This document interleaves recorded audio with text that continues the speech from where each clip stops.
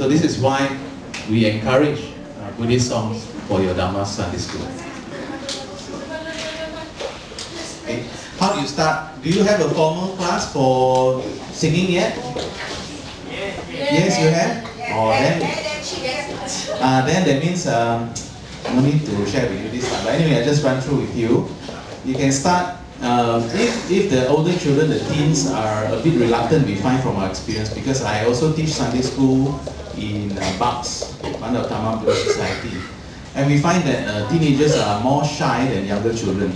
Yeah, they are more used to Rihanna, Shakira. They're more used to, Justin Timberlake. So you ask them to sing Buddhist song, they feel a bit shy, very shy. Huh? When you say sing along, or the mouth, in Hokkien, we say, in Hokkien, the mouth is like a gold, so they cannot open the mouth, must keep it closed. Huh? So our strategy really is to start with younger children. This strategy, because it will take time, over 2 or 3 years, when these younger children become teenagers, they won't be shy anymore.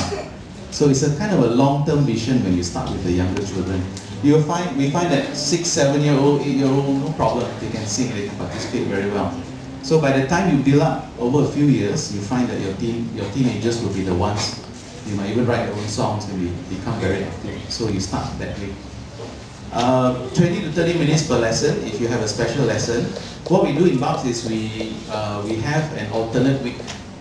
So the various classes by each group, we actually break them down, and then they come in about 20 minutes.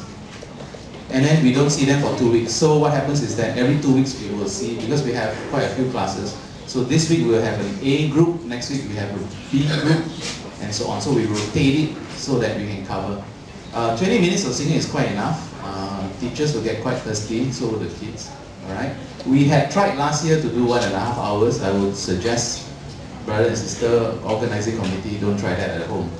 It's not easy. 1.5 hours too long. So 20 minutes is the correct one. Sometimes we will teach line by line, sometimes we will teach by paragraph. I'll try that with you all afterwards. Okay, I got some lyrics here we can sing together. And of course, you need a keyboard. If you have an electronic keyboard, there are quite a few in the market which are not too expensive. You can hook up your PA system. And if you can read the music notes, all the music notes are available in Dharma Tunes. And of course, if you have guitar to go along, you have a rhythm to help you, that will be great. You can use simple percussion, tambourine, you have shakers. If you are creative, you can do that as well. And of course, perform. So when you sing, also try to inject some performance into it, meaning say, hey, okay, this Vesak 209, let's have the kids perform a couple of songs. Happy Vesak, or Day of Glory, things like that. Yeah, so you train, so you have an objective, not just singing, right? And then that will be very joyful actually. So you can learn from CDs when you have instruments. Okay, what are the success factors? So important for sister there, who's going to organize or is organizing. Enthusiasm is very important. Sometimes you feel if the kids don't sing very well, or you find it hard to gain their interest, you may feel a little bit disappointed, demotivated. Don't worry, keep going, because it is a way to spread the Dhamma. Yeah? So enthusiasm from all levels, meaning the support from the committee, the support from the kids, the support from the parents is important. And then you break them, if you can, you may not have the time or the space, but we find it's good to break them according to age group. Why? Because if you put the teenagers together with the 4 to 6-year-old, the teenager feel very shy. Ayo, you treat me like small kid. I don't want to come. I'd rather go and hide in one corner. Okay, because they feel that they are not children anymore. So we find that we have to split them, and of course the language, teenagers, like I have a teenage son, he's going to perform afterwards as well. They speak a different language from the younger children. So if you mix them, it's very hard to gain their attention. Alright, so one thing, if you have a youth section, it's good to get them involved as well. But most important thing is have fun. If you have fun during the lesson, you will be self-propagating. Okay, let me share with you a little bit about Buddhist songs. Yeah. Okay. Now what we have is, in our Buddhist tradition, there's a lot of chanting. Initially, you start with chanting. So what happens is that, for example, this morning when you had your puja, did you have a puja this morning for the children? What did you chant?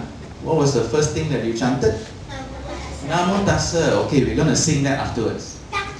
We're going to sing that to music. Have you heard a song that has Namo Tassa in the song? Yeah, you know that song, right? Okay, we're going to sing it together.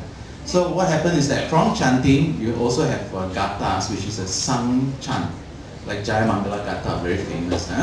Is sung to a tune. And what happened in Malaysia was in the 50s and 60s, there was a monk named Venerable Sumangalo, who was an American, who came over to Penang Buddhist Association. Those of you from Penang, you might know this place. Very nice, old, very old temple. And from there, he actually put or set up in the 50s and 60s the idea of youth movement, the idea of Dharma school on Sunday, the idea of him singing. So because of his ideas, and of course he has spread it to other people, today we are sitting here on Sunday and sharing with everyone here on singing and Sunday school. Okay? By sheer coincidence, Venerable Sumangalo, he has passed away in the 60s. Okay? By coincidence, he is the one who married my mother and father. So in a sense, because of him, I am also here. Sort of lah, okay? So we owe a great debt to Venerable Sumangalo. He is one of the pioneers of the way that we run our Buddhist societies today. Yeah? And of course, during the 80s, 70s, 80s, we also have this BMS publication from Brickfields coming out with the Buddhist hymns. I'm not sure if any of you have ever seen the blue version of the book.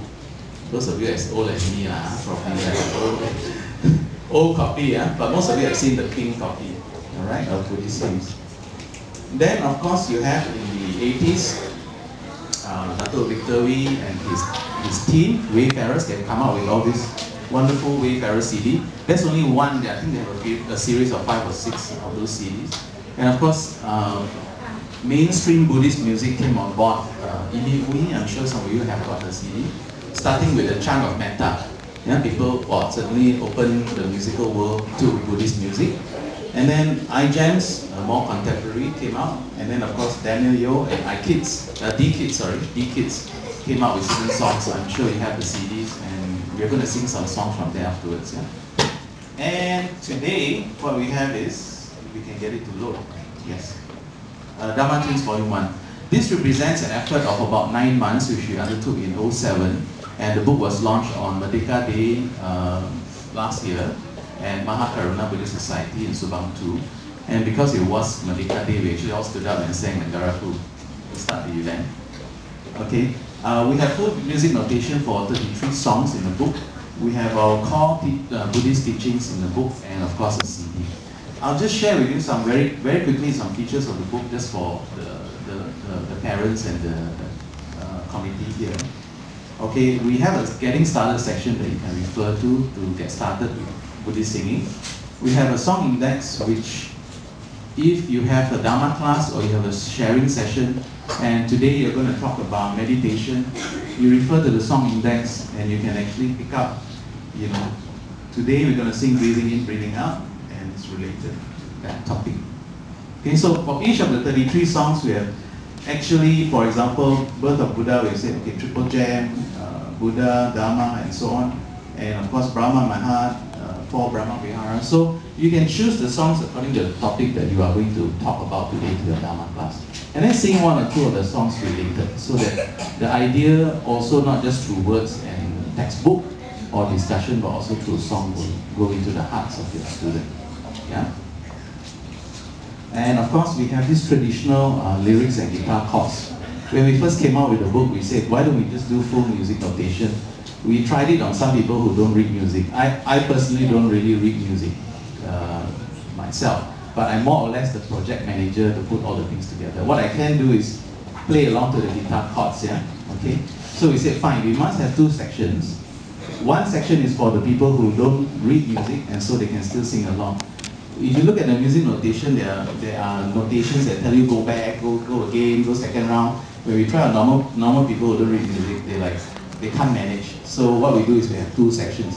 One for the people who don't read music, so they can sing along, and the other is the full music notation. we have tried our very best to keep it as simple as possible. That's why you see even the chords